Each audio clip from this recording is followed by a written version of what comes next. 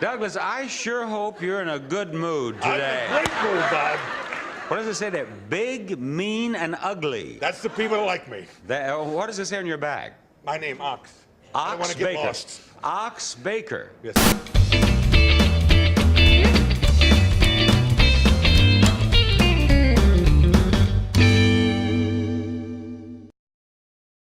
Professional wrestling is a constantly evolving art form, with new styles and characters introduced to keep the fans entertained.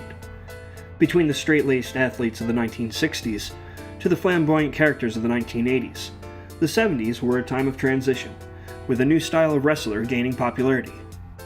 Along with fellow wrestlers George the Animal Steele and the Road Warriors, Ox Baker was a new style of violent monster heel, who was not there to wrestle but preferred to brawl with their opponent.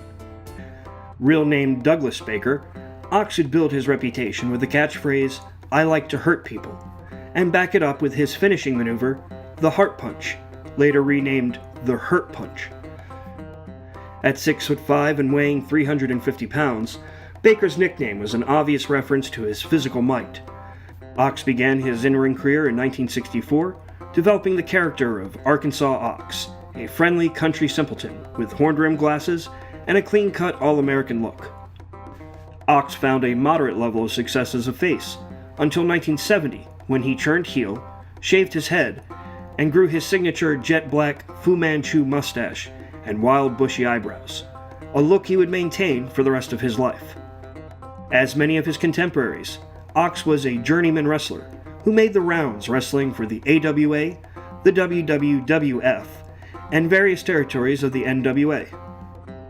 Throughout his career, Baker would win many minor singles and tag team titles, most notably the NWA American Heavyweight Championship in Detroit. Outside of professional wrestling, Ox would make several ventures into acting.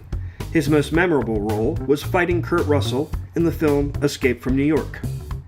And Baker made quite an impression on the American public as a contestant on The Price is Right in 1981. On an interesting side note, it was the brawler's finishing move that would gain him the most infamy. Wrestling folklore attributes the maneuver as the cause of death for not one, but two of Ox's opponents. First was Alberto Torres in 1971, who would die of a ruptured appendix 3 days after facing Baker in the squared circle. While there's no direct evidence that links Torres' death to the match, Ox's punch was blamed. The second unfortunate casualty was Ray Gunkel in 1972.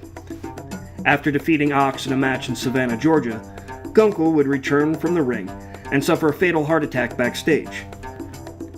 The coroner's report discovered that Ray had suffered cardiac trauma when Baker's punch had caused a hematoma in the wrestler's chest, which then formed into a blood clot that stopped his heart.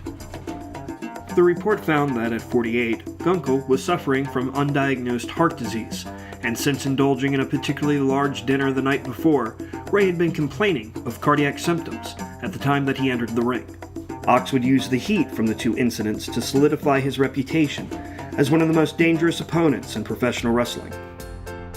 Ox's limited ring skills and brawling style kept him from the big stage of the Federation in the 1980s. Ox would retire from the ring in 1988 to start his wrestling school, where he would help give Brian Adams and Mark Calloway their start in the business.